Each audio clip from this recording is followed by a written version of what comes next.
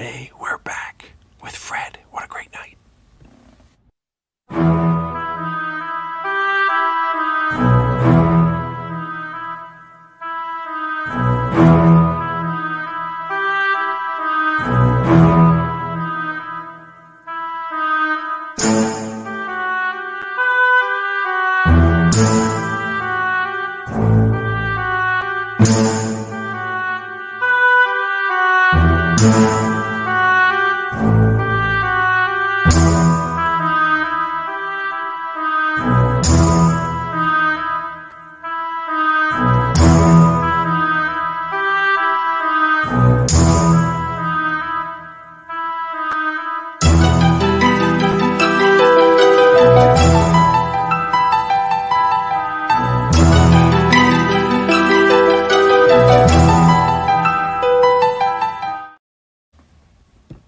Hello, everybody. Welcome to another episode of The End of the Night. I am your host, David Lee Madison, and tonight, sitting in for the lovely and talented Joe Ridgely, who's a little bit under the weather, is the equally and even more lovely and more talented Mrs. CJ Robles. Mrs. CJ, how are you, pal? Doing well, man. Just here to do the tag in and hang out with David Madison tonight. Well, it's always my pleasure to see you. I think the last time, maybe the first time I saw you in person, we were having margaritas on the Riverwalk of San Antonio, which is one of my favorite cities. I have to tell you, when we sat down and I asked you, what is it about San Antonio that you really like? And the answer you gave me is just such a David Lee Madison answer. You said, you just got quiet and you went, this. I was just this. This is what I like. All this. Yeah. and then that happened, and then I went. I go to San Antonio a lot frequently, and then I just had one of those moments where I was like, he's right. He's right. You could just get there. It just inspires you. I totally get why you love it. No, it is such a cool city. It's such a cool place, the Riverwalk, and I really, really enjoy Big Red, which I can't get anywhere else in the country. Big Red soda, which is a big Texas thing. You know what I also gotta love about you is that you actually do go and travel and you do see things, so you're actually do know of quality. So for you to say that about the Riverwalk, I'm like, he knows his stuff, man. That's great. Yes. In 2022 I was in 39 states, which is and Canada and Mexico. Awesome. We got some comments up in here. Look at this. Hey Ken, I hope you are well. It's nice to see you. Thanks for joining us tonight. I see Libmatic Films, great filmmaker and director Libby McDermott's on with us tonight. Libby, how are you? It's great to see you. Joe is having a nervous breakdown over getting his hair cut. Did Joe get it? Is that why when we just did an AV check a few moments ago? But he didn't have he wasn't available. But he did sound sick. He did. I gotta say, Joe did not sound very. He sounded very sick. He was just kind of like a talking icon. And it was funny because during sound check tonight, the StreamYard was acting wanky. So everybody watching on all of our platforms tonight and listening to us, do you see how many platforms that Joe has us on now? It's like every audio platform, and we're like can be seen all over the place now. So and heard all over the place now. So congratulations, Joe. That was very awesome. How much you're getting us out there. The lovely and talented JW who has a show here on the Indie Escape Network, is saying hello. I hope you are well, JW. Having a big snowstorm up here in northeast Pennsylvania tonight. So that's a. Let's see, basement. Also got the basement of the Alamo. Oh, got to see the basement of the Alamo. Oh, sweet. Yeah. Let's see. We got Michael Tamangia. Good evening and hello to you, Michael. I think Michael now lives down in Orlando, Florida. He's a relative of mine, and we, the Madison family, love you guys very much. Joe Ridgely says, good evening, gentlemen. Have a great show. Thank you for helping CJ. He says thank you to you. No, he's saying to you, David, thank you for helping me. So I said, thank you for helping CJ, thank you, David. I like you should be an attorney because you put a wonderful spin on it, because that's not at all. Kind of. You're right. You're not too far. Today is one of the crappiest days of the year because I just had my lovely daughter home since December 9th. And she went back I took her back to college. She goes to university in Massachusetts, and I had to drive her back today. And I know that she's watching tonight's show. She's a big fan of our guest tonight, Fred Melamed, because he does this show on the Disney Channel. And everybody who watches this live or who watches this in archives should check out the Mysterious Benedict Society, in which Fred is appeared on this season. It's just an amazing show. It's so well done. It's so smart. It's the only show that you could sit through. I think there was like 8 or 10 episodes. And I tell you, CJ, I think one punch was thrown the entire season.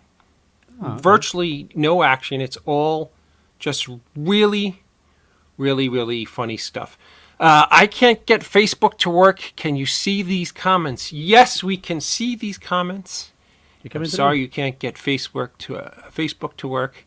And that might be my extraordinarily beautiful and talented daughter, which you got to meet in San Antonio. She thought you were awesome. Yeah. Oh, thank you. Yeah. I mean, she does so many things. It's like that old saying, the fruit don't far too fall from the tree. Oh, no. I'm a hack loser, miserable loser compared to her. I think she just finished her 12th or 13th novel at age 19. By age 19, I was lucky if I could pick my nose and chew gum at the same time. Oh, you could do 2 things by the age of 19. That's great. Yeah. I was one ahead of you. Yeah, you're ahead of me. Between walking and chewing, I have to pick one or the other. So. JW says he's on Facebook, so I guess he's saying that it's working on Facebook tonight. So I think he wants people to follow him on Facebook because he has a great show called Generation Movie. Him and Rich, they go through these classic movies, or just movies that are actually not classic, just movies that just speak to a generation, which I actually like a lot. You know, it's funny. There's a lot of I'm blessed to know a lot of great film directors and film historians, but I will say that JW is right there with them as being one of the most knowledgeable film people I know. It's a complete honor to know JW. Do you know how JW and I met? No, I do not. He was working on a news show for NBC in the Scranton Wilkes-Barre market. And when my film Mr. Hush came out, the channel had me and Brian O'Halloran on as guests. And JW interviewed us back in 2012. So I know JW now for 11 years. And the scary part about that dude is just that he gets smarter and more articulate when it comes to his film knowledge. I had him on the show, My Mac Mondays, and at the end of the show, I was just excited that I was able to keep up with him. I didn't want to get blown out the water, but I was able to keep up with JW because he knows so much about movies. It's insane. No, it's absolutely. PA Live is with Dave Korolchuk introduced. That's very true, and we became fast friends and kept in touch ever since. So JW is an awesome guy. With that being said, is our lovely pop icon in the green room ready to join us? Hold on, let me summon him real quick. Hold on. Scott! And he shows up. What's going on, boys? What's up, Scott? I can't see him, sadly. Can you see him? I can see him, but he needs a light. That's why he doesn't have a light on. Ah, now I can see him. Oh, you're talking about it was darkened out?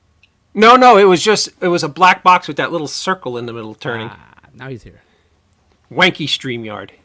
Or Wanky Dave's computer. I'm not sure. I'm going to everybody ahead of time. I live in Milford, Pennsylvania, the birthplace of American cinema, I'll have you know.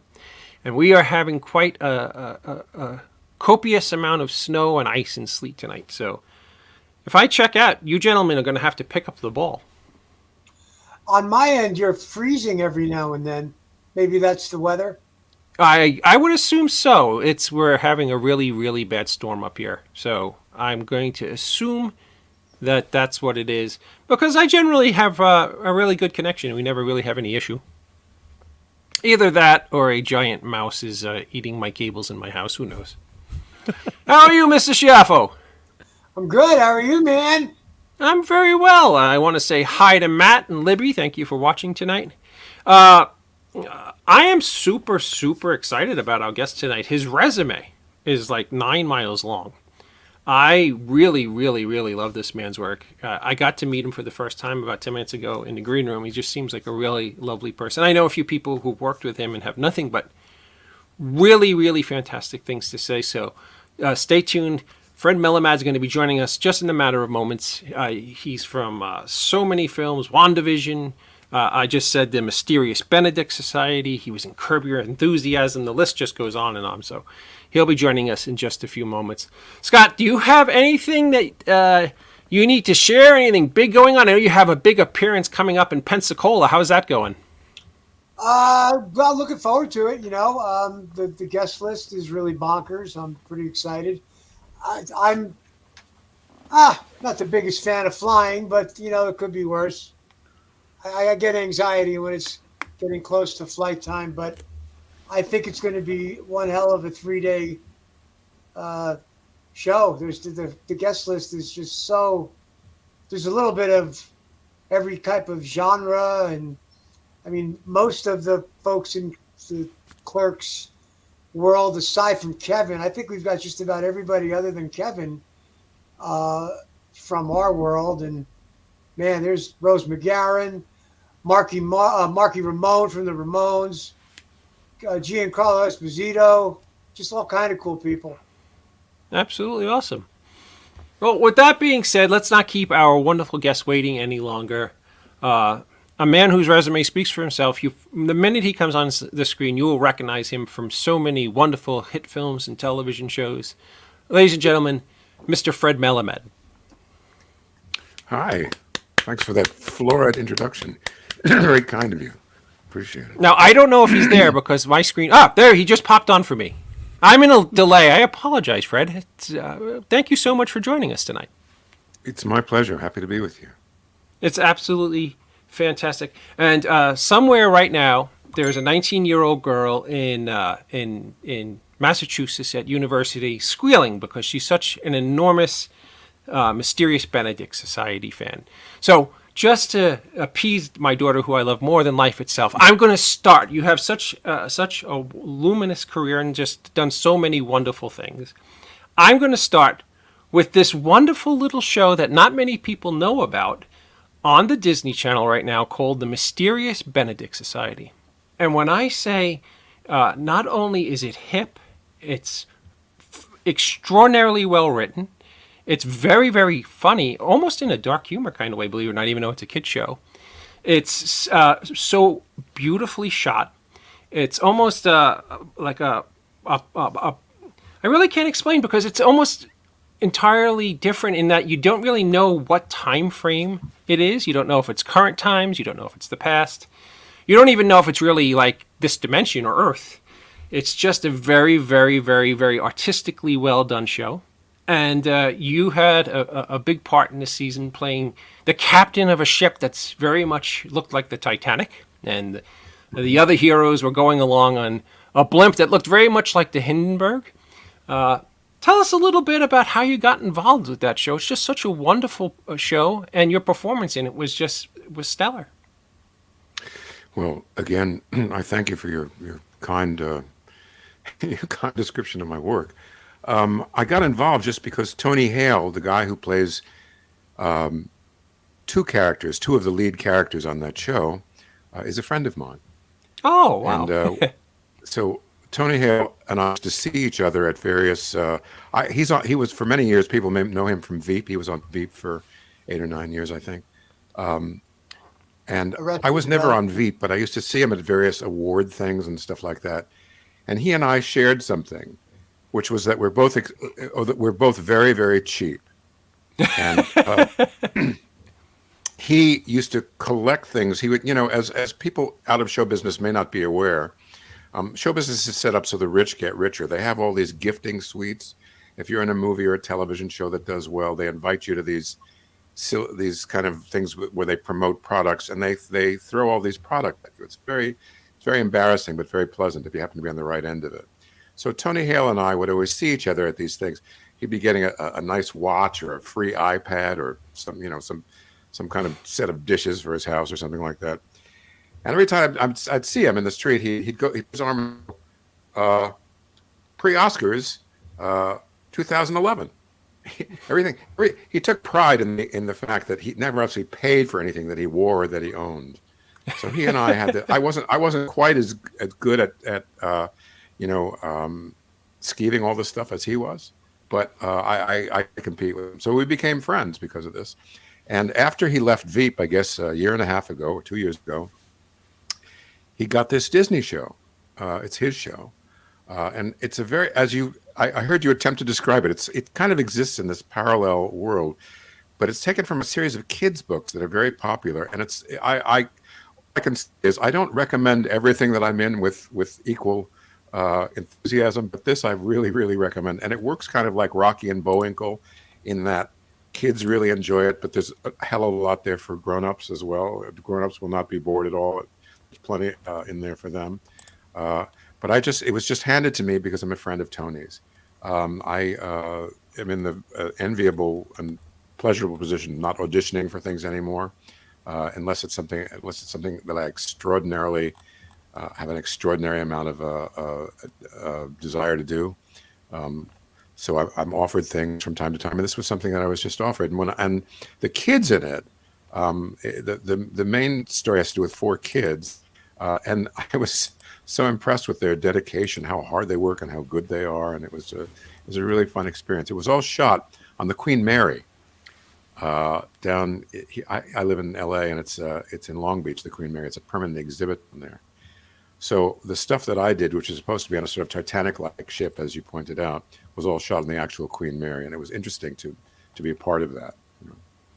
No, it's just an absolutely beautiful show. They use colors so richly, the pacing is slow for a television show, for a kids show especially. But because it's so clever and it's so well acted, it's just so engaging. It's such a wonderful show to watch. My daughter writes, the running joke about his financial struggles was hysterical. I loved it. The show was amazing. Yes, your character's financial struggles, really, she thought that was hysterical. Where in Massachusetts did she go to school? She goes to a school in Massachusetts called Western New England University. She is planning on going to your alma mater for graduate school. She just won something called the Charles Fish Award, which is the highest academic award that they give out in the state of Massachusetts for academic success. She got a 4.0. And wow, that's fantastic. What's her name? She's Amanda Madison. She's about Amanda, to go. Congratulations. That's fantastic. I'm so thrilled to hear that. And I you know went what? to undergraduate school in Massachusetts Yale. also. I went to Yale was graduate school. I went to Hampshire College, sort of hippie college, which is in Amherst, Massachusetts, for undergraduate school. And then when I got to grad school, I went to Yale. Yeah. Yep. So Western New England guy. is in Springfield. So yeah, Amherst is just a few miles north of there. Have you ever been in Milford, Pennsylvania? Yes, I have. Where you are, I have been to Milford, Pennsylvania. Sweet. You know what? Not many people know is that Milford, Pennsylvania, is where D.W. Griffith, the home of commercial movies in the United States. It really is, and it's so funny because nobody up here, we don't celebrate it in any way. There's nothing in the town of Milford that marks its historical film past. It's just kind of sad. Well, I mean, I think a lot of people aren't aware of the whole history of film, how, what brought film out west. There's a very interesting discussion to be had about that. Edison, as you know, popularized the first commercially available movie cameras, and he had a deal with filmmakers where he got a royalty, a very significant royalty from every movie that was shot. Mm-hmm. So a big part of the move to California was just to escape this royalty, to escape the eagle eye of Edison and his minions, who would go trying to collect money from all these people that were making early commercial films. It wasn't just the warm weather and the kind of Western environment. It was also the fact that people could make movies and escape Edison's greed and not have to share money with him for a movie that was just shot with his camera. Yep. Mary Pickford, one of the first big-time... I guess the term Hollywood now is used for a star that's, encompasses the entire country, but that wasn't really the term back then. But the first really big-time Screen Star, Mary Pickford, shot her films up here, so that's pretty awesome. So, Fred, tell me a little bit, when you were a young man, who inspired you to become an artist, a filmmaker, a actor, a voice? Who was the person that gave you that fire and passion? Gosh, well, I was around it my whole life because my parents were in the business. My father was an early television producer. And this is when a lot of television was still being done in New York. He worked with a guy called Nat Hiken, who was a pioneer in television comedy. He had a show, few of your listeners are probably old enough to know these shows, but my father produced a show called Car 54, Where Are You? That was one of his shows. With Another Herman show, Munster, as I called- recall. Exactly, with Fred Gwynn, who was Gwynn, my yep. godfather. Oh, he's your godfather. Wow. That's awesome. Yeah, the Godfather in a manner of speaking. Also, another show called Sergeant Bilko, which people may remember, with Phil Silvers. Yeah. And kid show called Let's Pretend. So he was in television. And then I kind of backed into it. When I was a kid, I had terrible trouble sleeping. I had bad trouble with insomnia, which has pursued me most of my life. And I used to have this bookshelf in my room. And when I couldn't sleep, which was frequently, I would go to this bookshelf and take a book out. And I had all these adventure books like Knights of the Round Table and Robin Hood and stuff like that. And I would take a book out and I would sit on my bed and I would read it out loud and pretend that I had a show where I was reading to kids. At the time, there was a show on Disney on the Wonderful World of Color, the early Walt Disney show, which I watched on a little black and white television. We didn't have the color TV. There was a show with Andy Devine where Andy Devine would come on and start reading a story to kids. And then in a page or so, it would become a filmed version of the story. So I dug this a lot. So I would pretend that I had a show and I would read these books in my mind to children, but actually sit there and read them.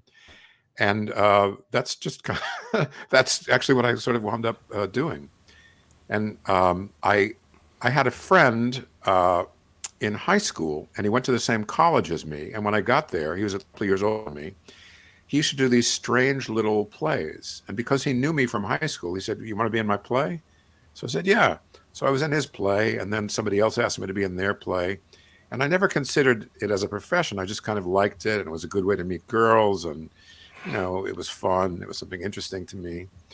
So I did it without really ever thinking that it was what I wanted to do. And then by my fourth year, I'd been skating, doing a lot of that and not much else. I thought, well, maybe I should really think about this seriously. And I met these two women who had a company called Shakespeare and Company. One was this lady named Tina Packer, and the other was a very famous theater speech teacher, kind of a theoretician called Kristen Linklater. And they asked me to be in their company. I did a couple of plays with them, and they asked me to be in their company. So, which was an interesting company of all English-speaking people, but from all over the world. Some from Africa, some from Canada, some from the United States, some from Australia, all over, who did mostly classical plays. And then I thought, well, I really need to learn more. I don't really know what I'm doing. But I thought, well, I'll apply to Yale Drama School. That's the only place I'll apply. If I get in there, I'll go. If I don't, I'll just try and be an actor. So I got in. And I went to Yale Drama School for 3 years, met a lot of people that are still my good friends. When people remark about how well I'm doing as an actor, I have to remind them that, my classmates were Frances McDormand and John Turturro and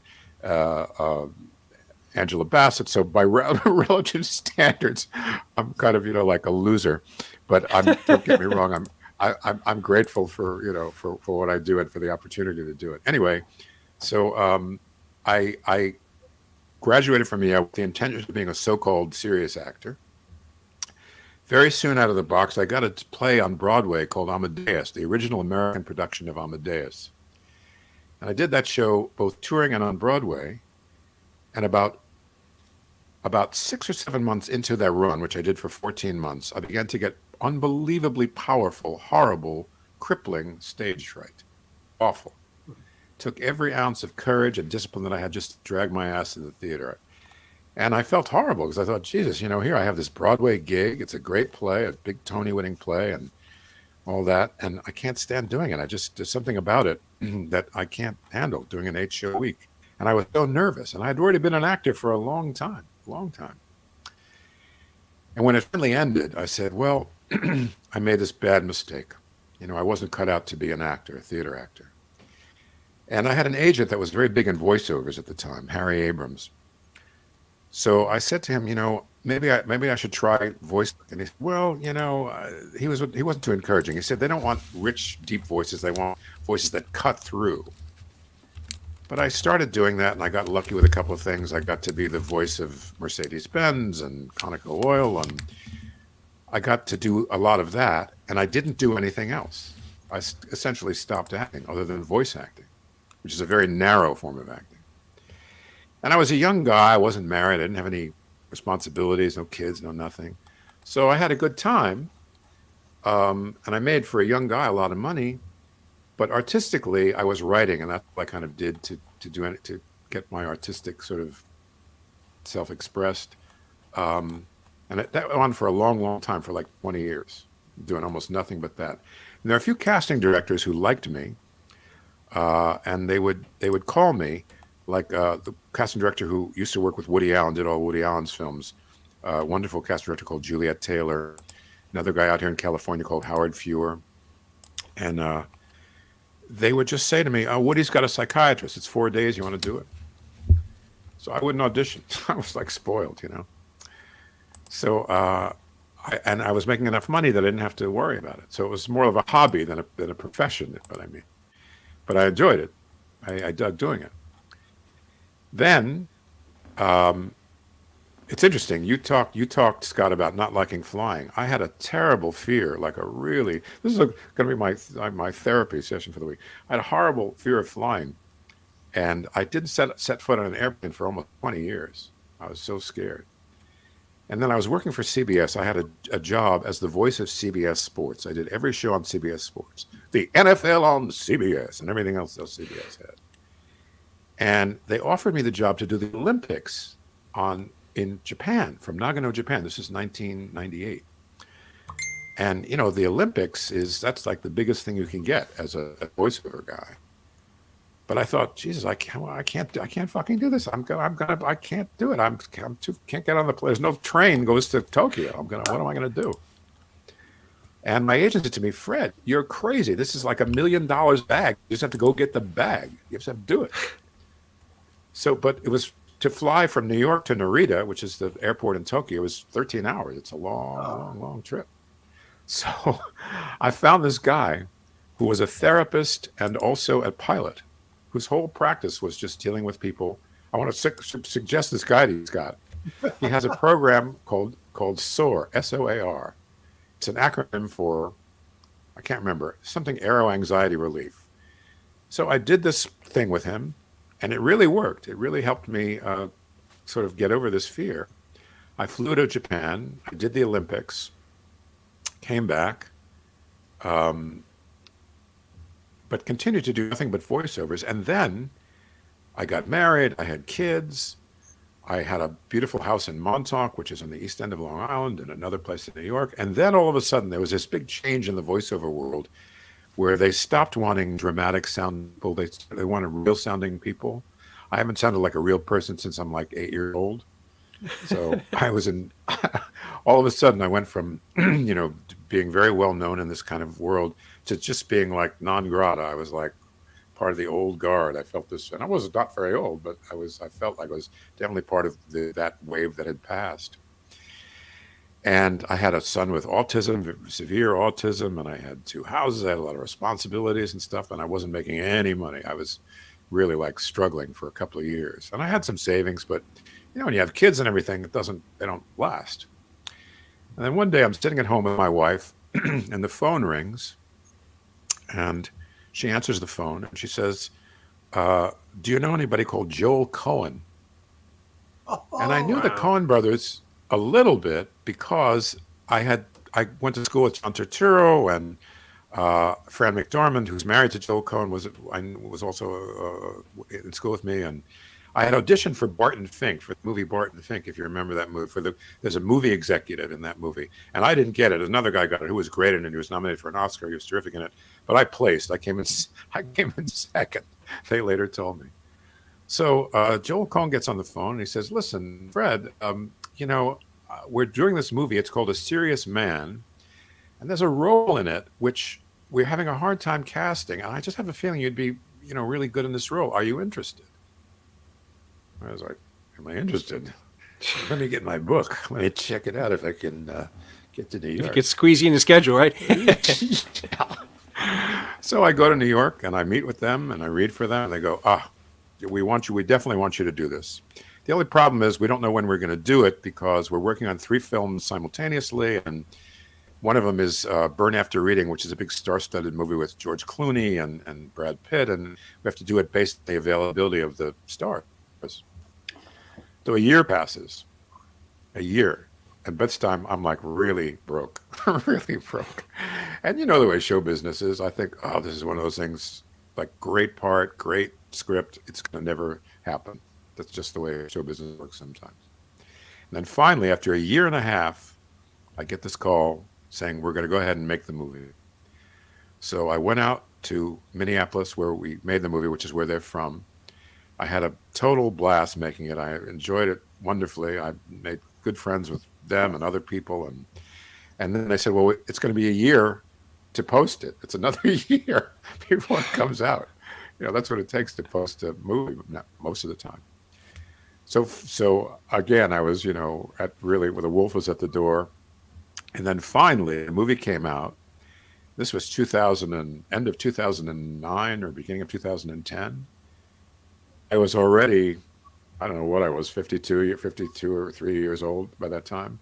And all of a sudden, my entire life changed. I had this entirely unexpected kind of second act to my career, which has continued, to my great appreciation and gratitude, ever since. But that's kind of the long. I didn't answer your question, which was who inspired you. I now realize I've been talking for a fucking half an hour. That was a really wonderful. Thank you. I'm really enjoying this. Continue. So I that kind of just changed everything, and all of a sudden, that movie was nominated for Best Picture. I was shortlisted for an Oscar. I won an Independent Spirit Award from it, and all of a sudden, I was like 53 years old, and all of a sudden, the world, remembered me.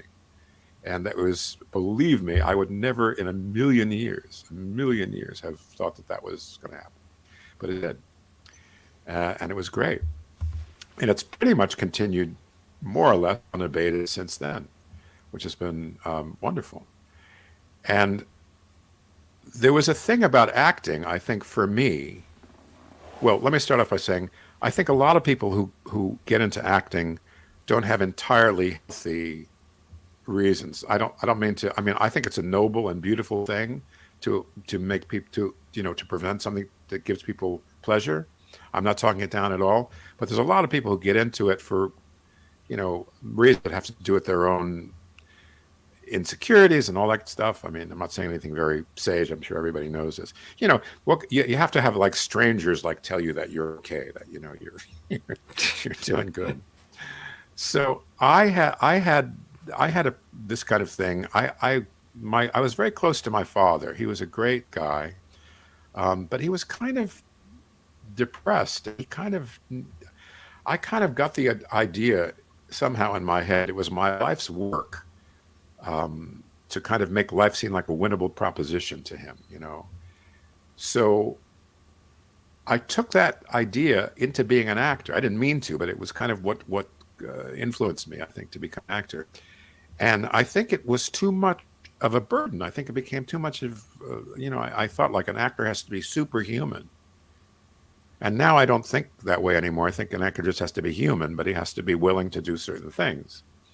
But I think when I was younger, it felt like, I enjoyed the accolades and I enjoyed doing it. The presence of the audience got to be I started resented it, and that's no good. You can't resent the audience being there. So, things, when I got older, for reasons that I can't exactly explain to you, things kind of rearranged in me, and it got very different. And I started realizing that it's work. It's not. It's something that I love and care about, but it's work, and therefore it can be wrong. It can be changed. There are many. There's no perfect way of doing anything. There's a million ways it could all be good. And it's there's a kind of chemical element to it that you can't really predict. You have to kind of just be willing to kind of experiment. That's part of the joy of it. I always liked the rehearsing better than I liked being in front of the audience. I like the rehearsing part, because you're free. You can try different things. It's interesting, Like some actors, I think in a long run, particularly on stage, they relax and they are able to be creative and try different things. For me, once the audience was in there, my creative side receded somewhat, I think. Mm-hmm. I've since acted on stage to better results, but I still vastly prefer movies and television more. I like them. Well, I will tell you, as a 52-year-old man, your story about hitting it at 53 gives me a whole new world of hope. So thank you. I could use all the inspiration I can get, which is... So as a young man, one of your first films was Hannah and Her Sisters. Tell us a little bit of what it was like to work with Woody Allen.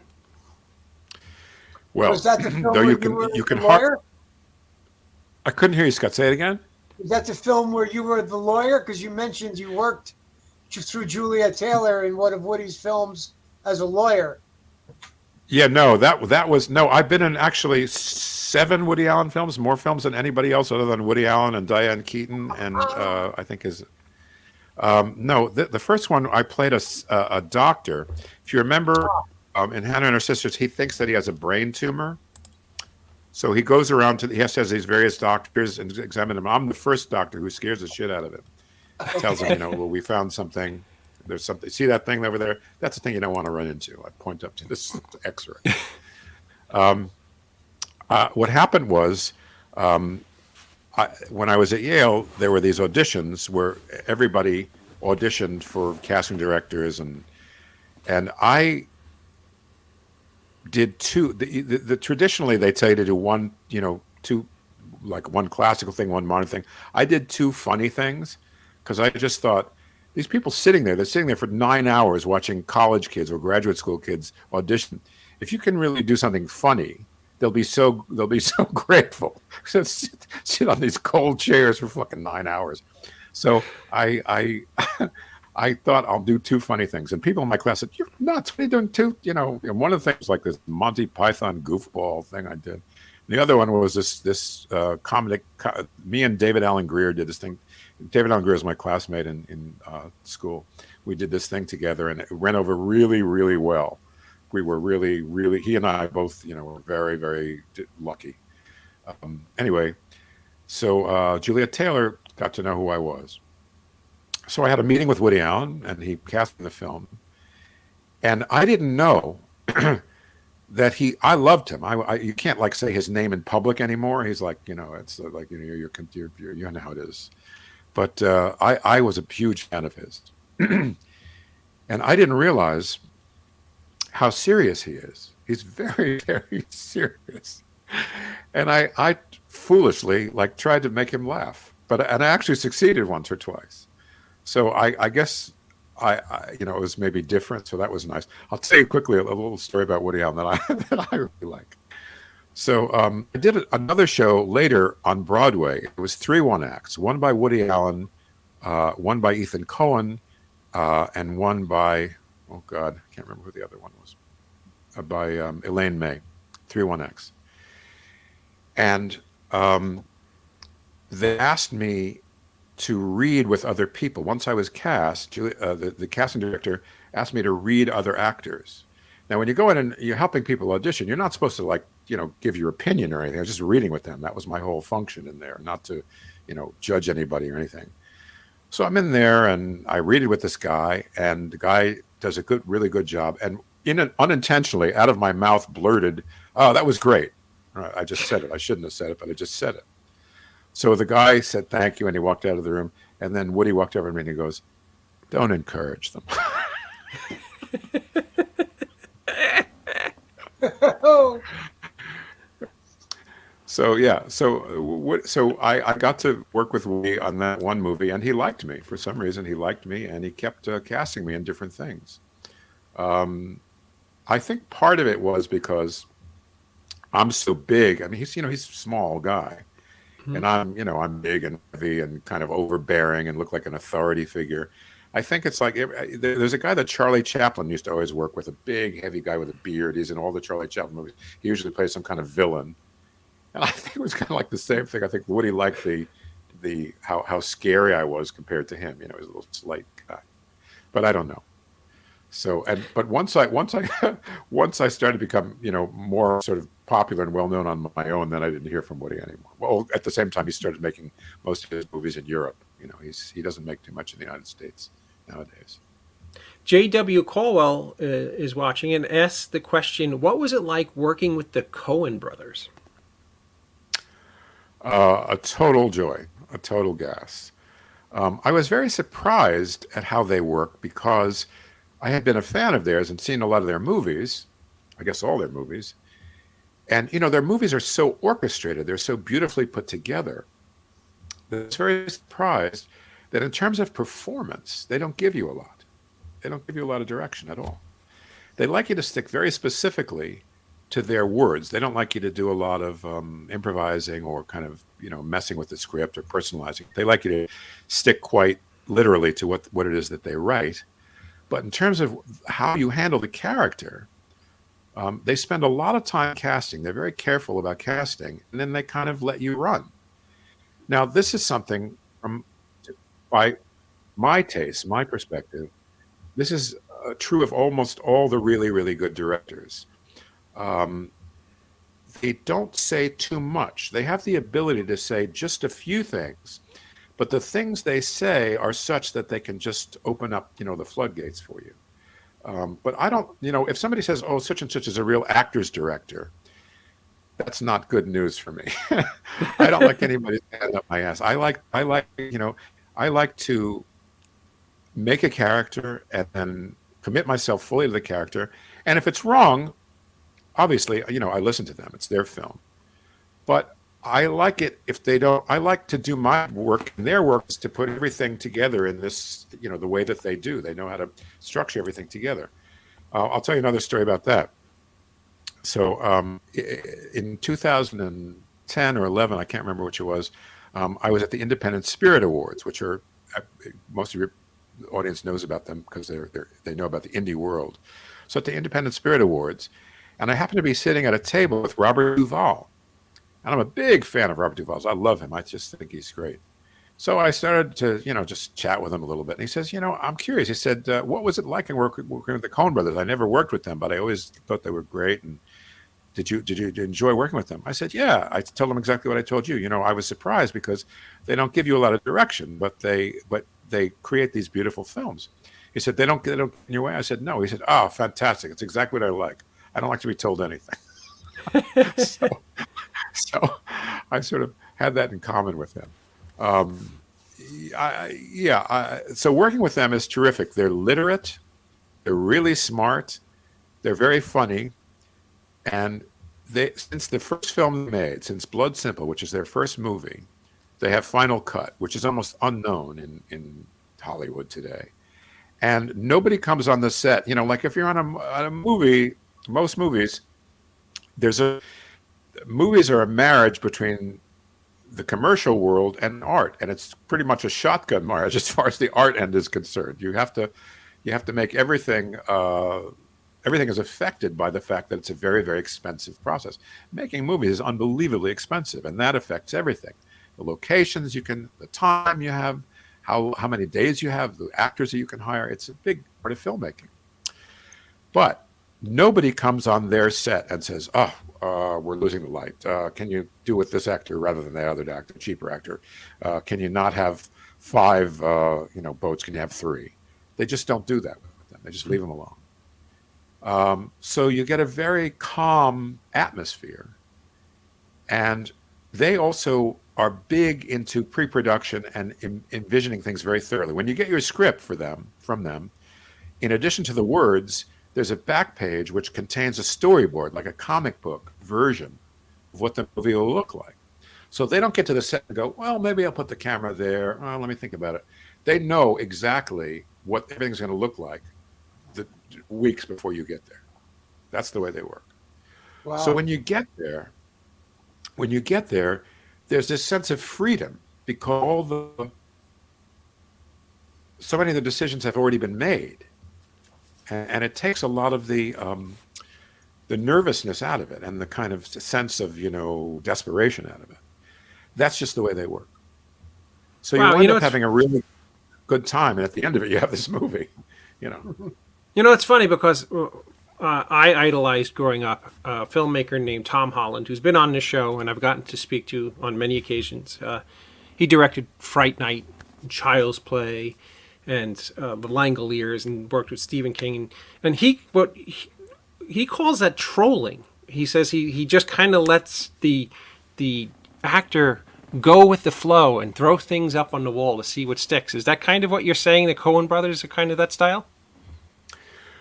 They actually just let you create the character. I mean, they give you, like, I remember in the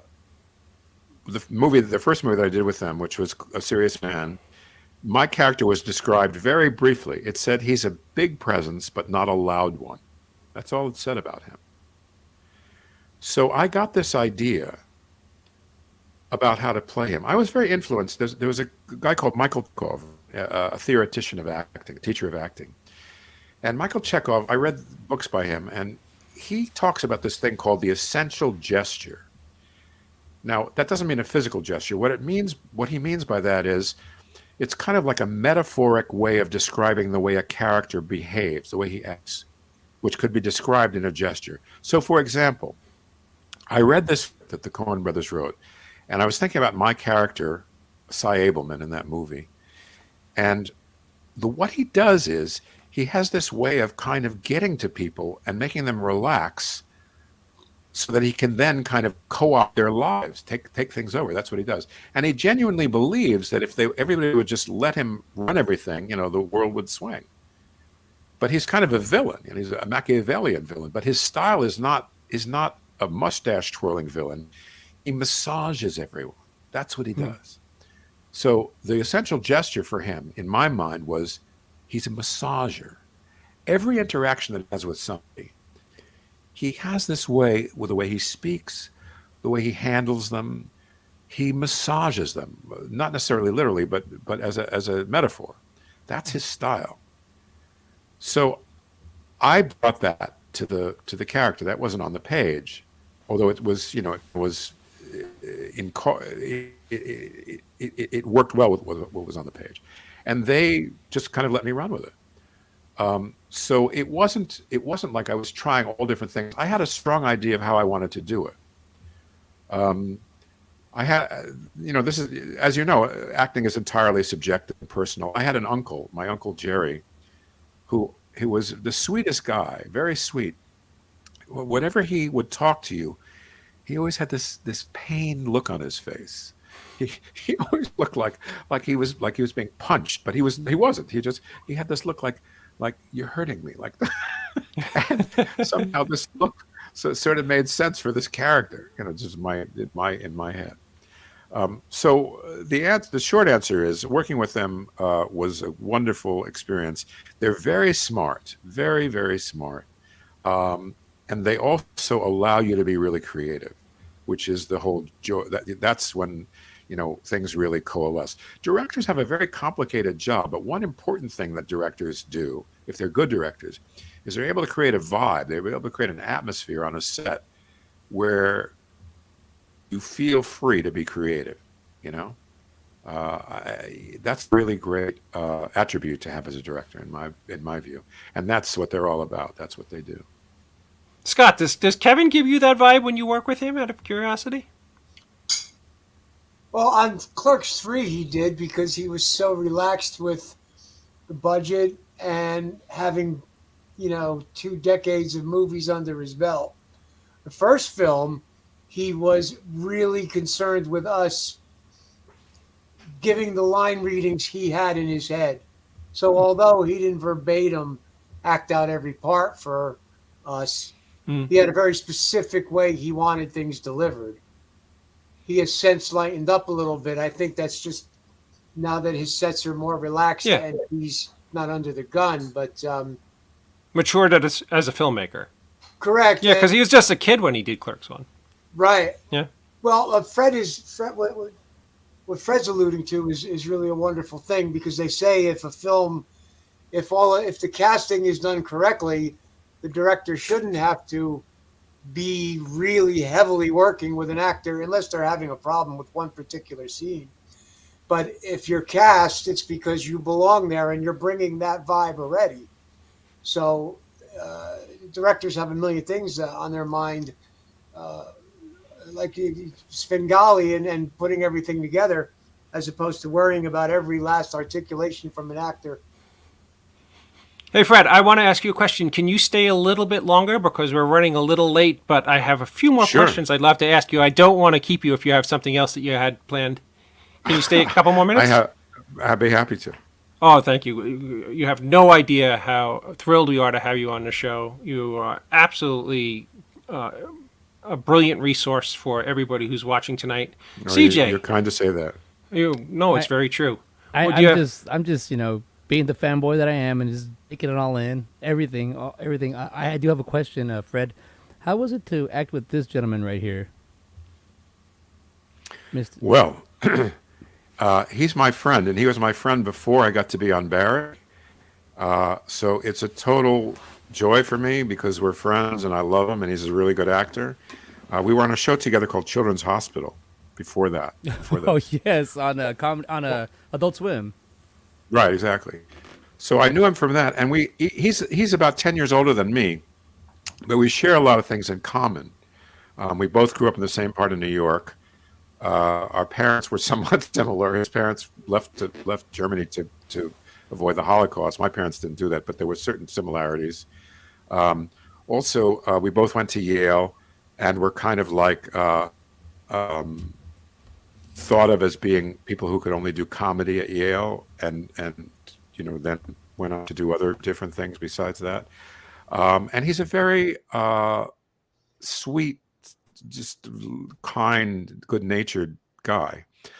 That picture is from the third season of Barry. We just finished in November the fourth season of Barry.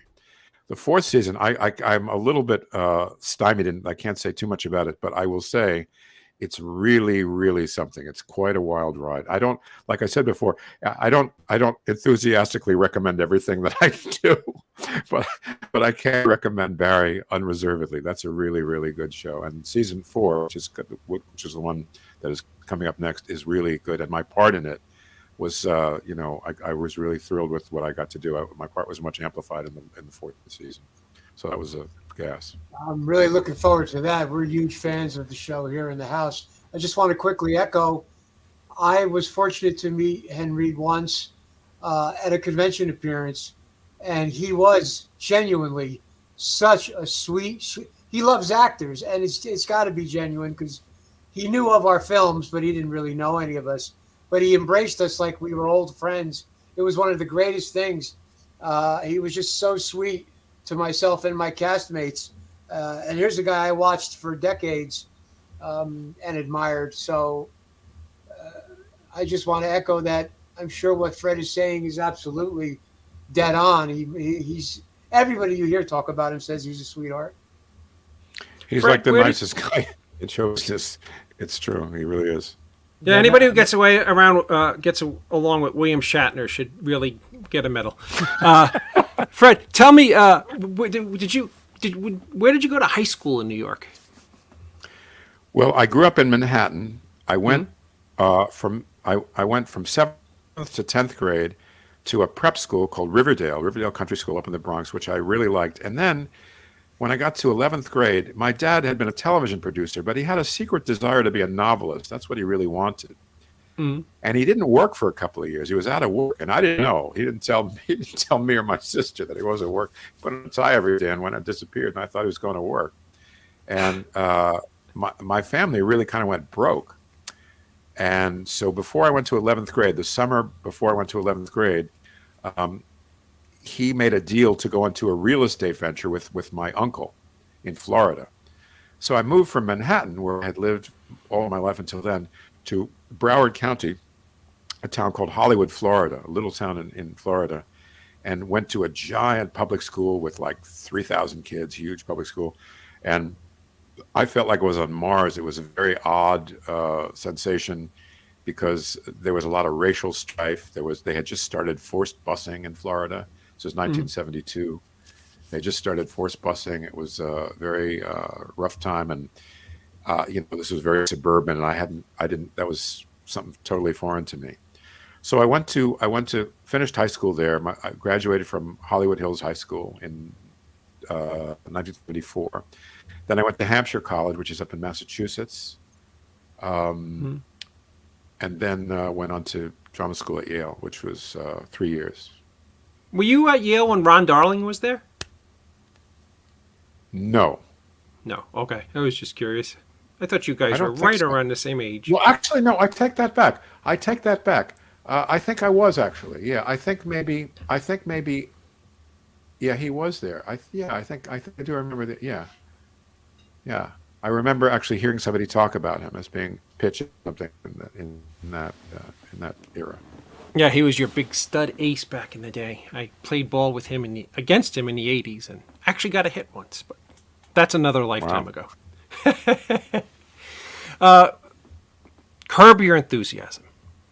You have to tell us what it's like to work with Larry David, because most people watch the show and can only imagine.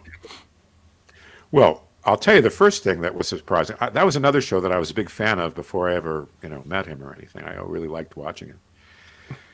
But totally in real life, however neurotic he is completely keeps to himself. He's the sweetest, nicest guy, easy to get along with, easy to talk to. Not at all what you would imagine from watching that show. I was cast in that show, and I didn't realize that it's all improvised. I just didn't know that. I was cast without really auditioning, so I didn't know. What happens is you get a little piece of paper, like mine said, well, you're Larry's psychiatrist. You bill him for some time that's not in the office. That's all it says. There's no lines. There's no nothing. So I thought, ooh, okay. And I can improvise, but I'm not. I have friends that were groundlings and all that. Really, studied it. Really, worked at it. I'm just like, doing the best I can. So we start working on it, and my first couple of takes were like, how you doing? It was not much, but not very funny. And then I remembered, so the point is I'm supposed to be a psychiatrist, and I bill him for time out of the office. And I thought, well, I'm going to be a psychiatrist that drops names. This was my idea. I had a therapist that used to drop showbiz names. So I thought, well, whose name can I drop? So I thought, it'll be funny if I drop names that aren't like really big stars or like medium, like mediocre kind of, like, So I was thinking of like, who could I come up with in from the music world that would be like that? So I had a friend that used to make fun of Mark Farner. Mark Farner is the guitarist from Grand Funk. From Grand Funk Railroad, right. So my friend used to say, Mark Farner is great because he only plays the important notes. He doesn't play any other notes. So I thought, okay, that's what I'll do. I was Mark Farner's therapist. So we get there, we start doing it, and I said, I'm one of my other patients. I don't want to tell you his name, but he is a well-known guitarist for Grand Funk Railroad. Well, I guess you could just buy the CD and look. His name is Mark Farner. Anyway, so I said this, and Larry started laughing. He's like right in the middle of the take, and he goes like, "Go on." So it was a lot of fun to do it. And I got from that you can sort of, you know, I think among some people who do improvisation, it's considered cheating, called packing a lunch if you prepare what to say. But I did because I thought, oh, well, this will be funny. You know, this will be good. I just want to say, this is parenthetically, you reminded me of this. This is my favorite story about directing. I'll just tell you if it's okay with you. Absolutely. So when Francis Coppola was directing The Godfather, the first Godfather, there was a character you probably remember in the movie called Luca Brasi. Remember Luca Brasi, the guy who sticks with the fishes? Yeah. That's Luca Brasi. So he cast a guy in the movie that was not a professional actor. He was a professional wrestler. His name was Lenny Montana, and he also was connected with the mob in real life at a certain point in his life. But he was a big, hulking, kind of scary-looking guy. And he had a particular talent, which was in the movie, you may remember he gets garroted. They choke him in a bar. And Lenny Montana could make his eyes bulge out. He had this trick where he could make his eyes bulge out. So it really looked like he was getting choked. So Francis really wanted him. But he was not a trained actor, and he was extremely nervous. Extremely nervous. So the first day of shooting was the first stuff that's in the movie, that big wedding scene. You know, that gigantic wedding at the beginning of Godfather. And it was very expensive because there's 200 extras and there's musicians and all that, very high pressure for the first day of shooting. So there's supposed to be a scene where Lenny Montana, Luca Brasi, is very pleased that he's been invited to this didn't expect to be invited to daughter's wedding. So he's supposed to come in to Marlon Brando and say, I want to thank you, Godfather, for the honor of inviting me on this auspicious day to your daughter's wedding, or something like that, some line like that. So he's trying to do it, and he cannot get the line right. He keeps fucking the line up, and they do it like 30, 40 times. And it's just the one line. He's so nervous. And Marlon Brando, being Marlon Brando, was not helping at all. He put a sign up on his head that read, fuck you, and he was just being, he was like fooling around with him. He wasn't interested in helping him. So finally, Francis says, that's okay, I got it. And Robert Evans, the producer, says, what do you mean you got it? He never said the line. Francis says, I got it, it's okay. Robert Evans said, what are you talking about? He's got to say the line once or you can't use it. He said, I know what to do. Before the next setup, he put him sitting at a table and had kids run by. And you see him practicing the line, going, I want to thank you, Godfather, for the honor of inviting me to your daughter's wedding. And he's nervously practicing this line, right? And he cut it into the movie before the meeting with Marlon Brando. So when you see him blow the line with Marlon Brando, it makes perfect sense because he's so nervous. Right. So, right. I love this story because it just shows how directing is. Directing a movie is like wild horses. That always gets away from you. You have to somehow pull them back, So, and sometimes the stars just align and something glorious happens that you have absolutely no intention of happening, and you look brilliant, but it's really just chance that everything fell together. It could go either way. You could have that great thing, or you could. I've seen the opposite happen, where things look great on paper. You get a great cast, and you think this is a really strong script, and for some reason it just doesn't catch fire. It just doesn't. That's what's so interesting about filmmaking. There's a certain chemical element to it that you just can't predict. It's just part of it. It's people. So, absolutely. So sometimes you get lucky and you get a great thing. If you write, like I write also, when you hear an actor do a line that you wrote, sometimes it's great because he'll elucidate it in a way that you never, imagined. Can be great. And it adds a whole other, dimension to it, even though you hadn't thought of it that way. So there's plenty of happy accidents. No, of course, absolutely. You can also go on the toilet also, but that part of the joy is you never know. So how does it feel for it to be 2023, and you are now a part of one of the biggest cinematic universe, if not the biggest cinematic universe in film history? You are a part of the Marvel Cinematic Universe. Tell us what it was like to do WandaVision. It was such a wonderful show. It was so highly received. Did you know you were making something so special when you guys were shooting it? Well, I knew from the script that it was something very unusual, because I had read the script all through, and I admired Kevin Feige for kind of taking there's a guy who in case people don't know, he's in charge of all the Marvel films, and he takes a very personal interest in all of them. He really gets involved in all of them. So doing this, first of all, it was unusual because he had this idea of making the television shows and the movies continuous. So the same actors and the same plot things happen back and forth. So if you're a fan, you have to see both. Prior to that, they had been two separate things. Also, the idea of making this kind of television-based thing, especially doing it in black and white, was, for not everybody who's a Marvel fan is going to get that. Few people, I would say most of the fan base is far too young to even know what those references are. Mm-hmm. So he was taking a significant risk, I thought.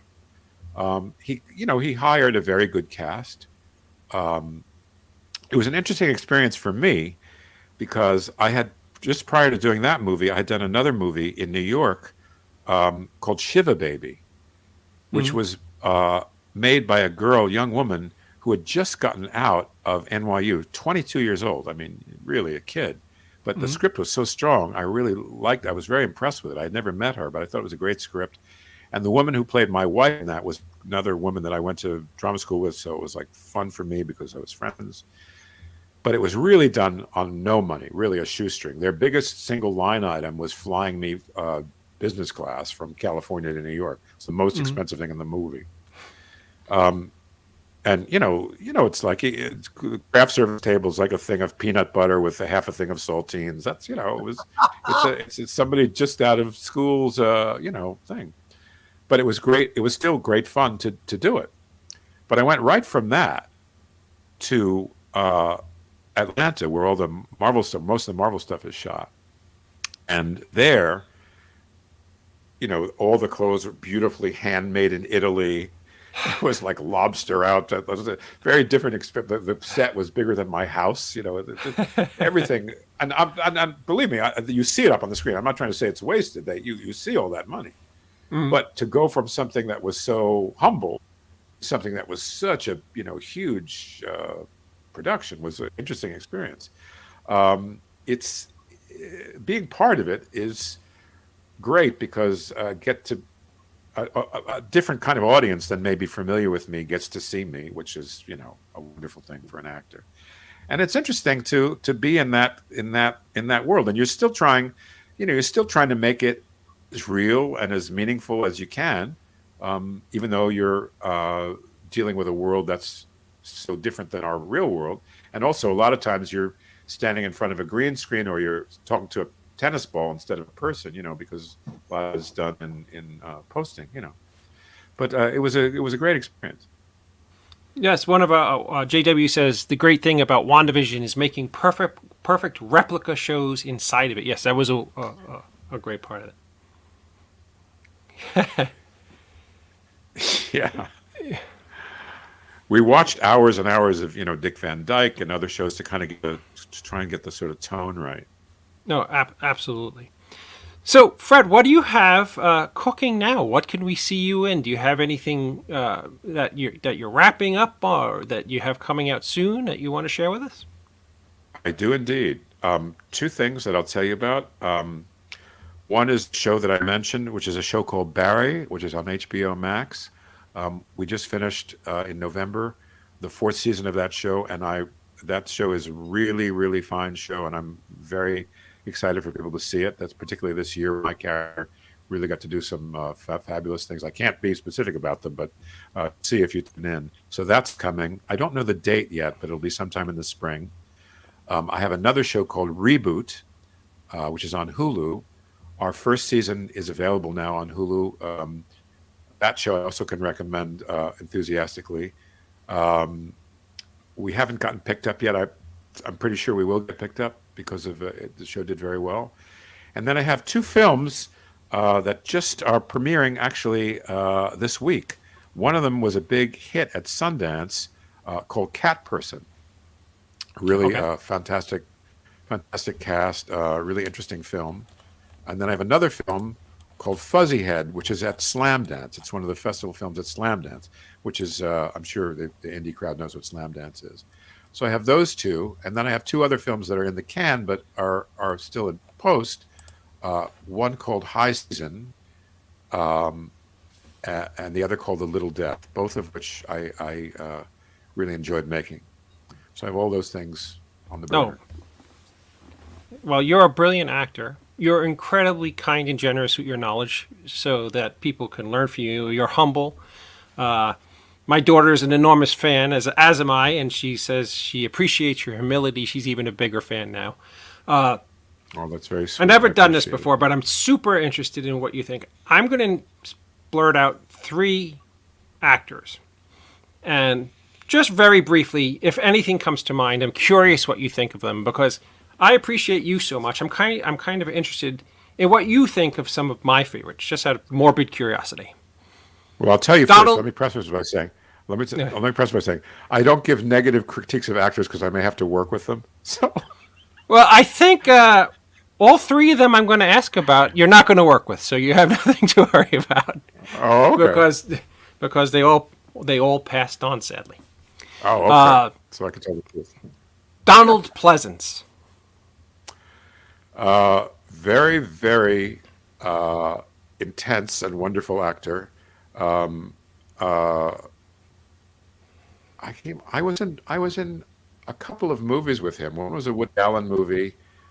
God, what the hell's the name of it? It's this German expressionist sort of movie. It was all shot in at Astoria. What the hell's the name of it? Oh God, I can't remember. Astoria, Queens? Black and white. Yeah. Huh. Shot at Kaufman Astoria. I have to look at my own IMDb. I'll tell you in a second. Yeah. While you look that up, my second person is Roddy McDowall. Roddy McDowall. I always enjoyed as an actor. An interesting person. A Hollywood sort of mainstay, gadfly, friends with everybody in Hollywood. Famous for his parties. I don't know if you know that about him. He was Oh no, I was for dear giving- friends with Roddy. I got to work with him in in the late '80s and early '90s. He released a book of photographs that he took throughout his lifetime at his Hollywood parties, and my brother and I worked on his book tour and befriended him back. Oh, no kidding. Yeah, after Fright Night and Fright Night 2. And I first saw him. Sorry for interrupting him. The first time I saw him was on stage. I saw him in Camelot. Oh, In sweet. New York City on Broadway. It was probably about 1962 or 3. I was about 7 years old, something like that. My parents took me to see Camelot, and he played the kind of there's a young sort of ne'er-do-well character in Camelot, which Roddy McDowall played, and he was great in it. I then remembered him when I saw Planet of the Apes for the first time. I guess I was probably in high school when that came out. I don't remember exactly. I don't remember what year it was, but yeah, I remember him from that. But then I became aware of his long history in Hollywood and all the great things that he had done. So Yeah, I I got to definitely was a fan of his. I got to see him play Ebenezer Scrooge in Madison Square Garden, of all places, in Christmas 1989. It was pretty epic. Wow. The third name I'm going to drop on you out of curiosity is Max von Sydow. Wonderful, wonderful actor. I never got to meet him, I don't think, but I was in a movie with him. I was in another Woody Allen movie. I guess it's Hannah and Her Sisters. Yeah, he plays the boyfriend of one of the sisters. Yeah, and then she dumps him. Because Michael Caine is in love with her. But he plays the older boyfriend. Yeah, I loved him. I particularly remember how great he was in The Exorcist. Oh, yes, and he was a young man in that movie, and he played a much... Yeah, he older looks. character. He played much older than he was. Yeah. And then, of course, when I was older, I saw The Seventh Seal and other movies that he did, classic movies that he did. But a fabulous, fabulous actor, and esteemed, but also appreciated, in his own time, which was good. John Wayne Cole was asking, was it Shadows and Fog? Yes, Shadows and Fog. Yeah. There you go. The reason why I bring up those three is because, for me, those were three actors who inspired me to going to filmmaking. And you, my friend, are a living example of those types of actors that I absolutely adore.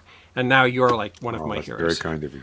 So thank you. So let me. So I know we're going to wrap up, but Yeah. who are your favorite sort of auteurish directors of the relatively, well, they don't have to be current, doesn't matter. It's Who are funny your favorite because directors? even though I'm 52 years old, I really like. I grew up. My brother Bob is an author. Bob Madison. He's written about 15 books, and when I was young, he had me brought up on like the classic films. So I'm a big fan of Frank Capra. I'm a big fan of James Whale. Contemporary directors, I love Tom Holland and Sam Raimi. You have to see this movie. I don't know if you've seen it, and sadly, I don't even know the director's name. But there's this wonderful film that came out about a year and a half ago called Spontaneous, with Christopher Plummer's. I saw the brilliant trailer for it. Yeah, it's one of those movies that I had no idea what I was going into beforehand. Had no, didn't see a trailer, watched the film, and now I'm a big fan of that filmmaker. Even though I've been up since 6 o'clock in the morning. I drove my daughter back to Massachusetts today, so I'm not functioning on all cylinders. But his film, Spontaneous, was just a great movie. Scott, do you have any contemporary directors or directors that you really love? And that some of them were cited already. I love the Coens, Jim Jarmusch, Hal Hartley. I was a Woody Allen fan. Wow. There's a couple that aren't coming to mind now because you're asking me, and now I'm drawing a blank. But it's kind of the same thing with music. I can't give you a top 5 ever. I love so many different films and filmmakers and actors. And I want to say, Fred, thank you for coming on. You're very much an inspiration. I did some homework on you before you came on, but I wasn't aware of a lot of what you did share. And wow, really wonderful stuff. Thank you so much for coming on. Oh, it's my great pleasure. Really appreciate it, and I enjoyed being with you, really. And my beautiful daughter Amanda tells me that the director was Brian Duffield. Thank you, sweetheart. That was very kind of you. And Sam Raimi is awesome, honestly. Are you a Sam Raimi fan, Fred? I got to meet Sam Raimi because of the Coen. Yeah, I am a Raimi fan. Right. They were early on. They worked with him. Yeah. In fact, Evil Dead, there was a spillover. Right. Joe started out as an editor for Sam Raimi. That's how they knew each other. Awesome. I kept you 20 minutes over. Fred, thank you so much for joining us tonight. Thank you for continuing doing great work. Thank you for a lifetime of inspiration. I have a film coming out in April called Full Moon Fever, and I want you to know that my character is loosely based over some of the characters that you've played recently. Just a big fan, and thank you so much for joining us. It's really been an honor. My pleasure. Thank you for all your kind words, and thank you for continuing to make her films, continuing to care about films. The truth of the matter is that I think true filmmakers and true people who have true passion for film still see film as art, something that touches us deeply, something that's important, and not that's just something that means an end to a means financially. So I will always make films that touch me on a personal level, and I still think there's a lot of filmmakers like that out there. And you seem to find them, Fred. Well, I've been lucky that way. Maybe I'm not the commercial type, or sometimes I am. I don't know, but I'm lucky that I've gotten to work with a lot of people that are really wonderful to work with, and they're often wonderful people as well, which is always a great joy. And it's nice to work with people that actually you spend a lot of time in the trenches. It's nice to actually dig the people. It makes it much better, as you know. Yeah, the facts that you're friends with Fonzie and Tony Hale is like the coolest thing ever. I do got to say that Ken said Fred is a great speaker. Can listen to him all night. Basically, that's what I've been doing here. You got such a resume, you can talk forever. So I want to just, before we leave, I want to give you 30 seconds real quick that when you talked about Curb Your Enthusiasm, I was like, oh, here's his character. I looked it up. And I was like, here's your character. And then he was talking about Lenny Montana, and he talked about the eyes. I was like, there's Lenny Montana, how serious he looked. And then he talked Yeah. about how he get his eyes to bulge. Oh yeah. This is him on WandaVision as we did the replica. I remember when you came out on WandaVision, it's like you're very like fluid, very like smooth, just coming into the character. I was like, he's like, you owned it. And then here was your other movie you talked about, Shiva Baby, Oh sweet. Yeah. Cat Person, Yeah, that's the one that was just now at Sundance. Sundance. And then we have a Reboot, and I'm looking forward to seeing that now. And then you also spoke about your other movie, Fuzzy Head. So Right. wanted to give a little shout out to those. Awesome. Thank you. I appreciate that. You were on Appreciate you were on the ball. You know what? I think I'm going to fire Joe and keep you as the producer, CJ. Well, I got this waiting for you too. When he talks about Spontaneous, because I did watch it because of David Lee Madison. It's this movie right here. It's a good movie. Yeah, I'm curious if Charlie Plummer is related to Christopher Plummer. B. It's a good question. Is he Canadian? I'm not sure. Did you know that Christopher Christopher Plummer- Plummer's best friend was William Shatner? Isn't that a weird kind of?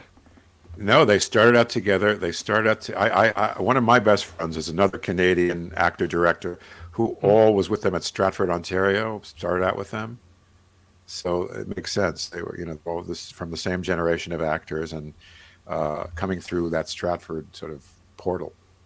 Yeah, it's so funny because they seem like they're on a totally different end of the spectrum as far as personalities. But JW said Amanda Plummer, I think. And if that's Oh. JW, then he's right. I mean, it was Yeah, just she's the Christopher daughter. Plummer's daughter. Yeah. And I did want to say, Fred, you were also the voice of NCAA '98. So now I'm like, Yeah, it really, like, he has, you guys got to look at his resume. He's got so many things. I was just like, oh my God, so many animations. This was so cool. Yeah, and CJ, make sure you go back and look at some of his past films. He's just a brilliant, brilliant actor. And, with that being said, ladies and gentlemen, Fred Melamed. Thank you, Fred, so much for joining us. If you thank ever you all wish so much. to, Pleasure. if you ever wish to appear on the Indie Escape, just drop me a line if you have something to promote, or if you just want to come in and make fun of us, which is usually what celebrities come in and do. We'd love to have you Well, back on. I have a film I'm trying to make myself, and if I ever get it made, I'll be sure to let you know.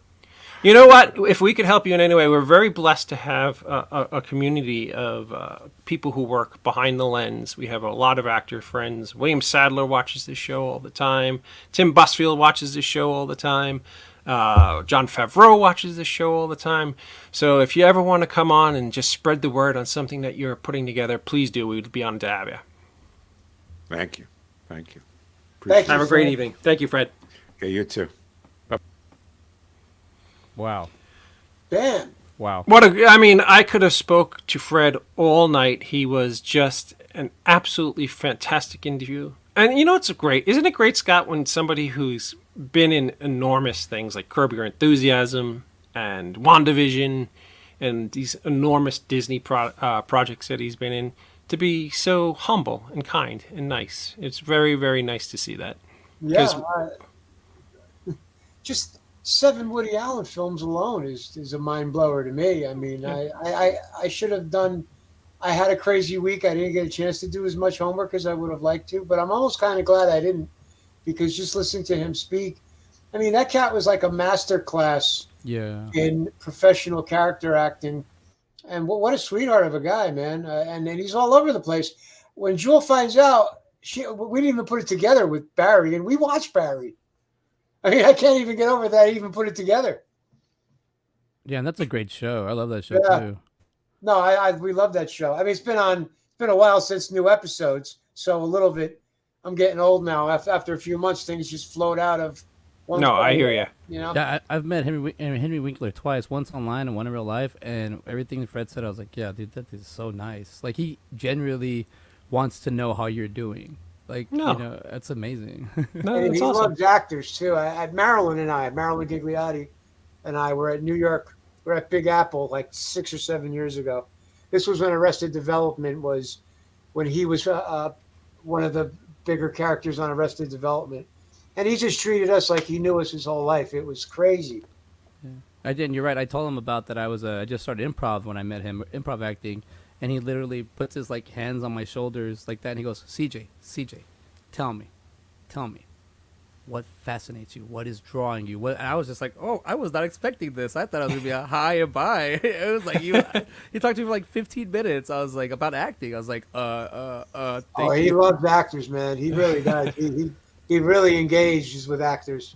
No, that's from what I understand is his MO too. That's just fantastic. Scott, is there anything you want to say before we call it a night? Just thanks everybody for all the support. David, as always, it's great seeing you. CJ, wonderful seeing you. I didn't know you were filling in. Like I said, I didn't keep up with a lot of the thread. I didn't know Joe was, unless that was probably just current anyway. I didn't know Joe was going to be here. It was great seeing you. Yeah. And wow, I can't wait to go talk to Jewel about Fred. Yeah, he was awesome. He was I know absolutely. she watched, but now we're going to be like watching the last season of Barry together now.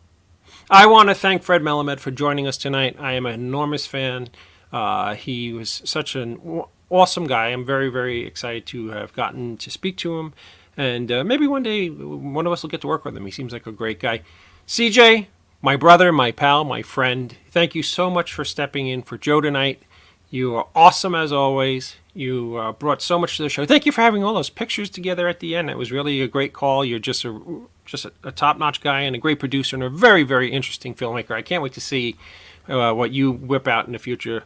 I'm super excited about all your ideas and concepts because you got a lot going on. I got a lot, and I got to say thank you guys because every time I was going to watch this show anyways, but now being a part of it, and I just basically watched, but I'm listening to them, and this is the show that helps independent people. If you need to start, watch what other people are doing. What's going on? Scott's always been a great influence on me.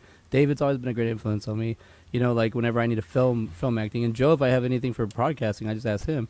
And but I gotta say, like, I got some stuff coming out. I do want to do a little self promotion real quick. Sure. But before we do that, we'll do for the Indie Escape Network. Don't forget to follow us on Facebook, TikTok, YouTube, Twitter, Instagram, on the yellow pages. Don't forget the Pony Express. We're also there.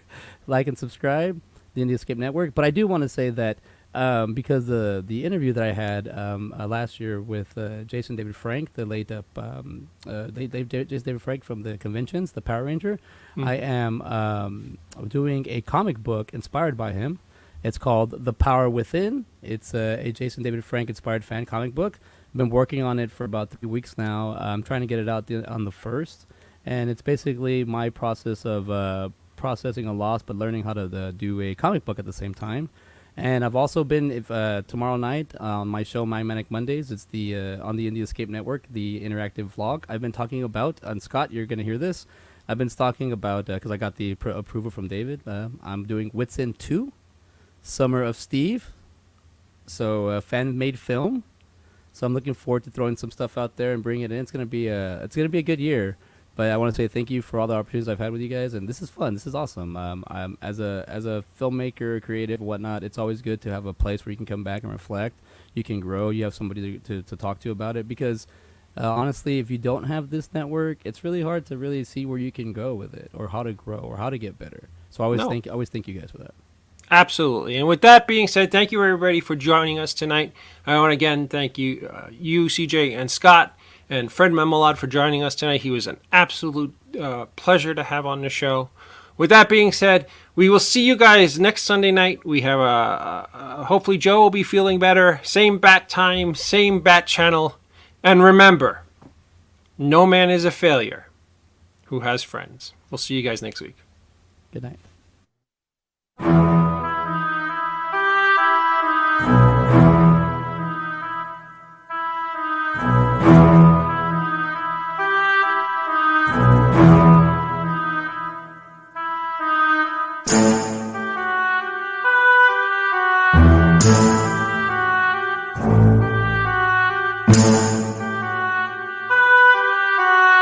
Thank you.